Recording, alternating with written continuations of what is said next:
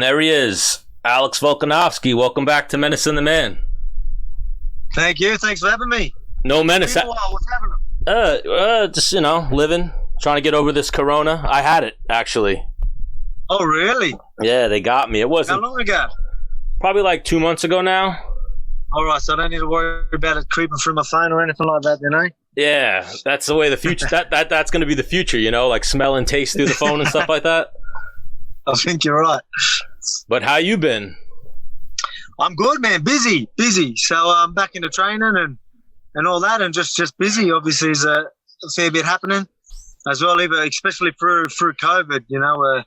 Things are still pretty busy. So I guess that's a good thing. Oh yeah, great thing. Congrats on that win as well. Thank you. Now, little controversy with that one, right? Yeah. Well, obviously it was a close fight. You know what I mean? It was a close fight, and people are gonna have things to say with it either way. You know what I mean? But at the end of the day, the judges seen it how I seen it, to be honest, and how a lot of people still seen it. But I know it was a close fight. Max done really well, especially early in them rounds. But at the end of the day, I had to dig deep and steal them last three, and that's what I did. So I just showed what true champions are made of. But credit to Max for a great fight. But I just had to dig deep.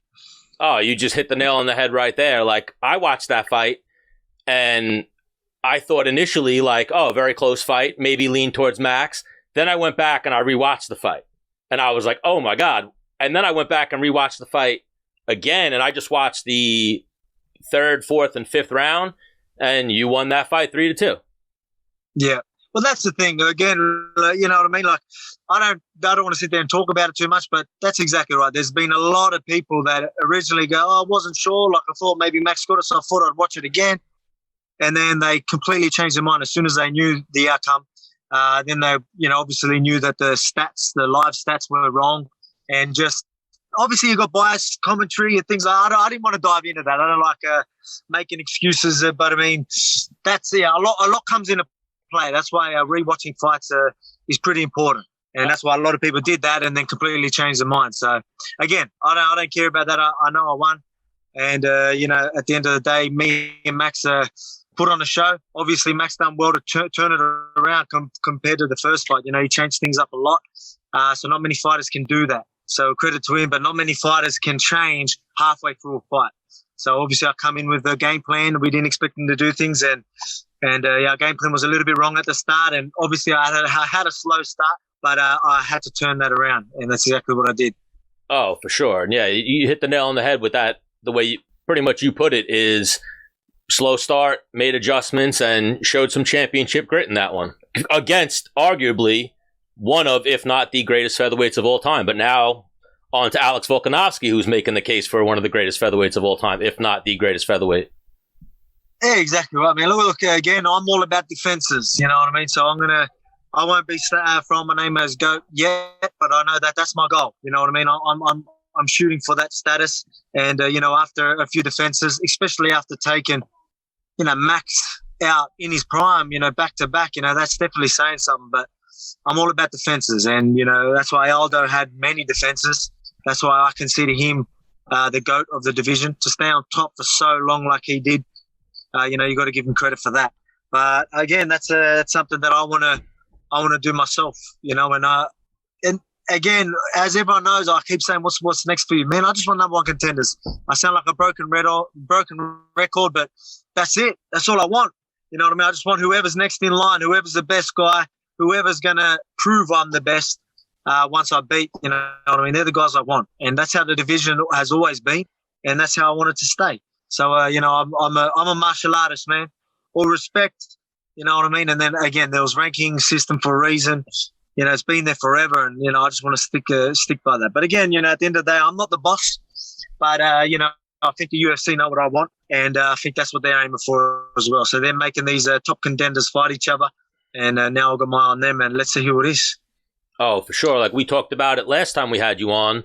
We thought it was probably going to be the rematch with Max, but it's kind of like a logjam. There's no real clean-cut number one contender other than the rematch with Max, and now that's out the way. So Ortega Zombie probably is next, right? I'd say so. Yeah, man, I think so. I don't Don't know for sure, but I think that's number one contender fight. You know, the fact that they are going out there and, you know, making this fight happen. Finally, you know, these guys get to fight. Finally, I got someone in the top 5 fighting, you know what I mean? The only one that was staying active was Cater and, you know, and is that how you pronounce it, Cater? I think it's Cater. And Ige, you know what I mean? So, yeah, them guys staying competitive. Obviously, Calvin taking him out. So that's sort of pushing him up there as well. But now you've got guys like Zombie and Ortega who are right up there fighting each other to take the number one contender spot. So whoever wins that fight, I guarantee everyone's going to be screaming their name, and, you know, that's going to make it up for a big fight. You know what I mean? And that's what we want. We want a high-profile fight, and I'm sure these guys are going to put on a good performance, and they're going to put on a show. So a lot of people will be watching. Man, I'm looking forward to it. Can't wait. Who would you put your money on in that one? Who would I put my money on? Man, they're both. I think I'm leaning towards Zombie. I think they're both just as dangerous as each other. They both know how to finish. On the feet, I just give a technical edge to Zombie. So that's how I'm going with that one. All right. So but it could definitely go either way. Yeah, so even before we went live, we were talking about, what are you're playing Mr. Mom right now? Your missus is away? Yeah, the wife's away. Like, obviously, I'm always away for fighting, and I do a bit of obviously I like my camping and all that, and I just went away, and I sort of told her, I go, you need to organise a trip with a couple of your friends. They're going to Hunter Valley, they call it, so it's all wineries and all that, so it's a beautiful spot. They're going there for a couple of days, and then when she's back, we're going away in the city for a couple of nights as well, just me and her. So it's good next few couple of days. So yeah. I'm taking the mummy role at the moment. All right, how's that? Oh man, I'm good with it, man. As I always say, man, I just adapt to whatever's in front of me. So right now, I'm doing pretty well. You know what I mean? Except I don't have a. Are you still there? Yeah, I'm still here. Oh yeah, sorry. It's just my phone's. Someone's trying to call me. I thought I lost you. Yeah, but yeah, no, things are going good. The girls are at school, so I'm just getting session in. Got an appointment on my way to an appointment. Talking to you guys, just trying to do what I can, stay busy, and that's it, man. Just adapt. That's what I'm about. Adapt to whatever's in front of me. Yeah, hopefully. If I need to be mummy, I'll be mummy. Hopefully, Menace makes it. That's what he's doing right now. Is he's spending some time with the little minions, you know? All right, yeah. Now you have what? 2 girls, right? 2 girls. 3, Ellie, my youngest just turned 3, and Ariana turns 5 in October, so not too far away. All right, and now busy times. What's Australia like right now? With it's pretty Corona, I mean, good. You know what I mean? They're open back up and whatnot. It's pretty good. It went up a little bit because we had we had some problems in Victoria, so that started pushing numbers up a little bit. But now we've got control over that again. The borders are shut at the moment from state to state, most of them. But I mean, our numbers are low, and they've been low for a while, and still everyone's cautious about it. So everyone's still going about their business, but trying to abide by the rules. So we're doing all right. Hopefully we can keep these numbers low. If not none, and then hopefully we can get a UFC event over this way. That'll be good. Yeah, hopefully they can start doing events soon. So now I saw something on your Instagram. What is this? You broke your toe on someone's eye or something?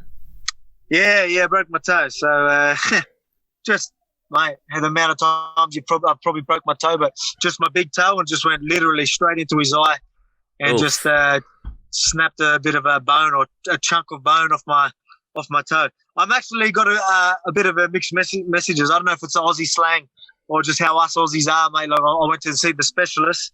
So I was in a boot before I went and seen the specialist. And seeing the specialist, he's like, yeah, no, you're all right, mate. If that becomes a problem, we'll just pull the bone out. So I literally thought in my head, like, oh, yeah, I can pretty much go about my business, just worry about the pain. But, my physios will be like, oh, yeah, let's still be a little bit careful with it. We still want the damn thing to heal. So I really don't know exactly. I'm actually going to talk to them today and find out exactly what to do, because I was already probably doing more than I should have yesterday. But now, what was it? We'll see. The big toe, right? The big toe, yeah. Oh, that shit's tricky, man. Guys have turf toe. I had turf toe for years. It was like my most hampering injury. Okay, yeah, man.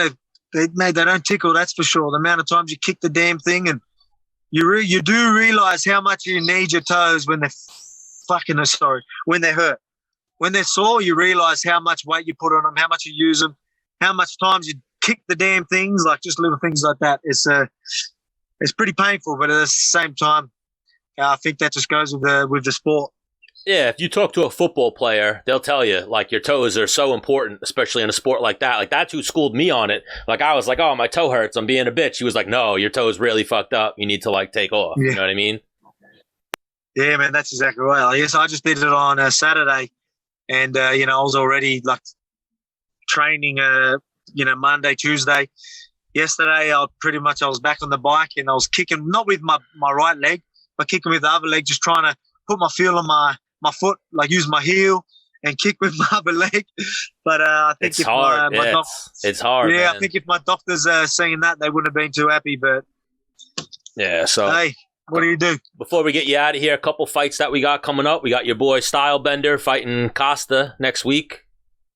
Obviously, I know how your pick's going there. How do you think Israel wins that fight? Mate, I got to go with my boy Izzy for sure. You know what I mean? Again, Costa's no joke. He's obviously a bit of a brute. But again, when you get technical and when you go deep into it, I just think stylistically, Izzy's just going to be too much. I believe where Paulo Costa is most dangerous and where he likes to be, and not only where he's comfortable, even the way he approaches where he's comfortable. I can't see that working. I don't think you can creep your way into his punching range, the range that Izzy has, and that control. And I think it's just going to be too much. And I believe, but I'm seeing Costa. You've seen him talk to Cejudo, and so I've seen him maybe a couple of interviews where he's acting like he's going to wrestle him and all that type of stuff. I don't believe it, but if he does that, I think I truly believe that'll just tire him out even more. Izzy's takedown defense is no joke right now. It just gets better and better. He's hard to hold down. His hips are getting strong. So you know what I mean. He's no joke. Obviously, he's a champ, but he's got the skill, and obviously he's backing it up time and time again. So I'm looking forward to this one. I still think it's going to be a fun fight. I don't think it's going to be an Izzy and a Yola fight. This is going to be a fun fight. I guarantee you.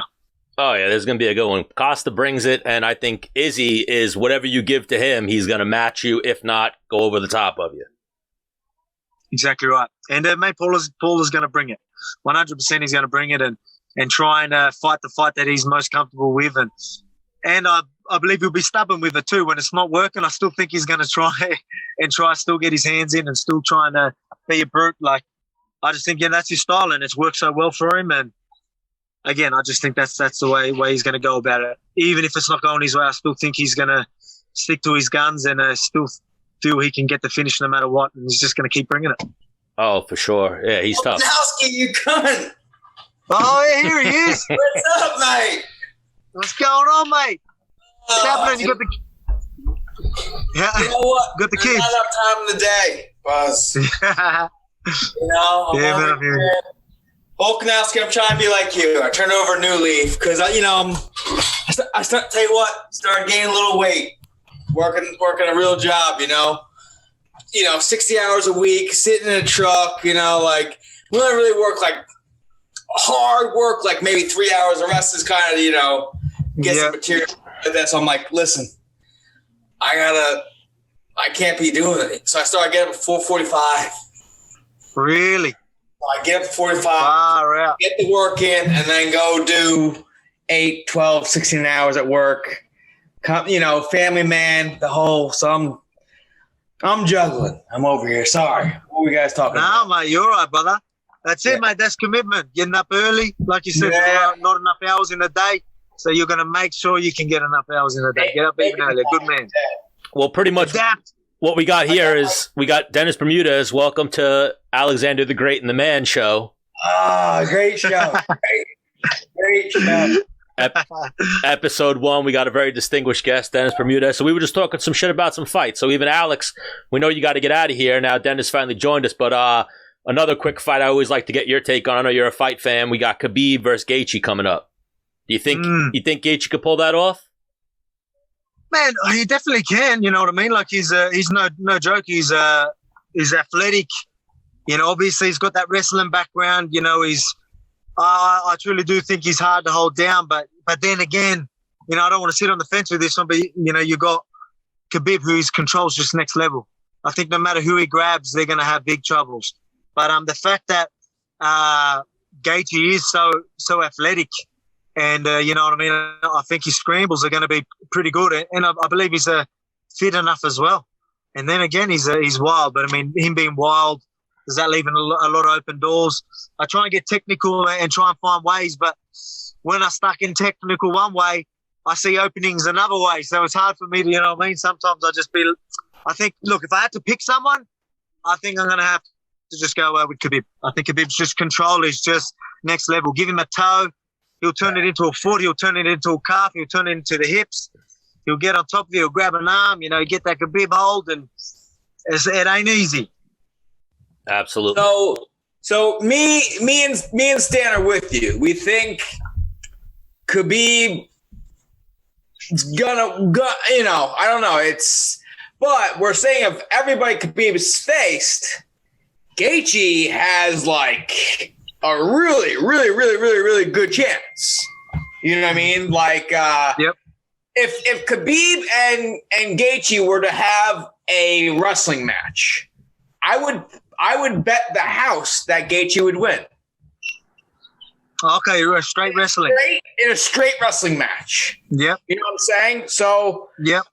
I mean, in terms of when it gets to the mat, though, like you said, I think Khabib is like that's his superpower, if you will. You know. And then also, fucking Gaethje hits hard as a motherfucker. No doubt. That's the thing is that's where it's different. Like you said, and I agree with you. When you're talking straight wrestling, like even when I'm in the gym, if I go straight wrestling with wrestlers, I'm gonna have a hard time. Yeah. But then as soon as I incorporate punches or they incorporate punches, there's a lot of doors that open up. For Obviously, sure. The bases, you can get like real basic, then you get real deep. And a lot of people think striking, Gaethje's definitely got it covered, but Khabib's still clever with the way he approaches his striking. He still mixes his clinch work into striking. Even when he commits to punches, he's choosing the right time to commit to punches. Yeah. And, he's choosing the right time to shoot. You got what I mean? There's little things like that I feel that Khabib's still clever in the way he approaches. Doesn't look as neat as some of the fighters, but I still think he's clever in the way he approaches some of that. Yeah. I mean, a betting man, I'm going to go... I mean, actually, as a betting man, the odds. What are the odds right now, Stan? Still at 2-1. Little 2.5 to 1. $100 to win $200. Yeah. Yeah, it's not worth it for me. Yeah, but in a parlay, Gaethje being an underdog if he pulls that off, or a parlay Khabib potentially being a lock. But even Alex, I heard you say something about wrestlers. Henry Cejudo, is anything going on with that? Nah, nothing's happening there. Not being talked about, no offers, no nothing. Man, it's all smoke. Mate, I don't know. It's funny because you see him sign the contract. I was like, mate, let me tell you, the UFC haven't even mentioned his name not once since I've been champ or any time before that. But look, man. If there was ever a time to do it, it would have been, obviously not long ago. But now we've got the contenders fighting and all that type of stuff. Look, I'll never say it's definitely not going to happen. But, if you look at what's happening in our division right now, it's going to be very hard to fit that fight in. All right. So if they offered it, you're taking it, or you're saying you want a real 145er? You're not entertaining this, circus act.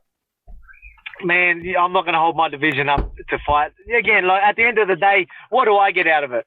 You know what I mean? It's win-win for him because he can go and try and be C4. It ain't going to happen, but he can. I win. Everyone's like, oh, yeah, you're beating up flyweights and all this stuff. You know what I mean? It just doesn't make sense. But again, I don't want to hold up my division. As I talked to you earlier, that's what I'm all about. I want to fight my number one contenders.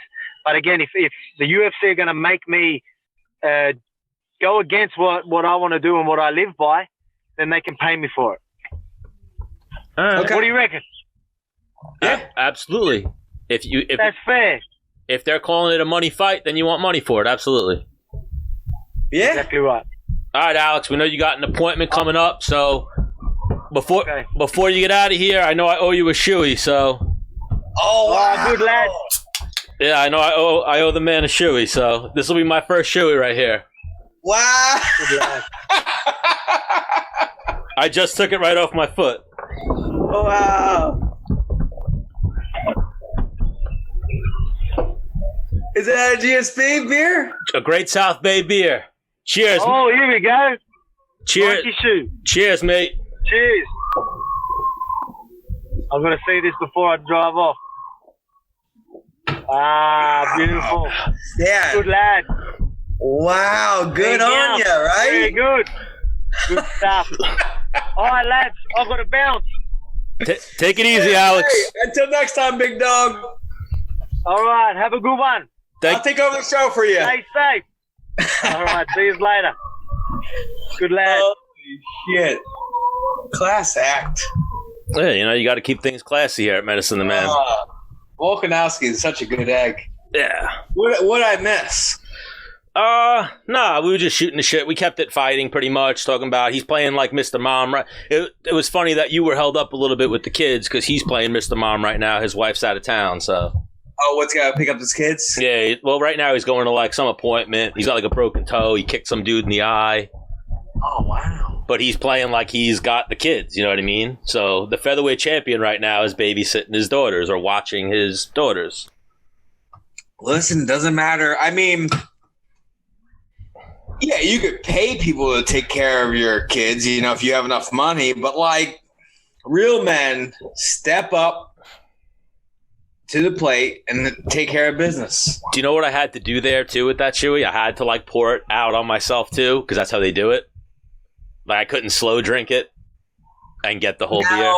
What? Can you tell me about it? What did it taste like? Beer. No, you couldn't taste any athlete's foot or anything, huh? No, and I wore these shoes. I made sure I wore these shoes all day, so that way it wasn't like, see, they're still on my feet, That's the other one. Wow. Put the other one back on. Throw it right on? Yeah, let's see. That's what makes it official, right? Ooh. Put it up to the camera. Let's see that thing on. There it is. There's the other one. With it. Wow. We're not playing games here, Menace. And even now, I'm not into pumpkin beer, but it's that time of year. Yeah, it's that time of year. Great South Bay's got them out. Yeah, so I'm gonna try one of these pumpkins for my guy over here, Menace. I actually just drank one. A pumpkin? Yeah. Smells like October.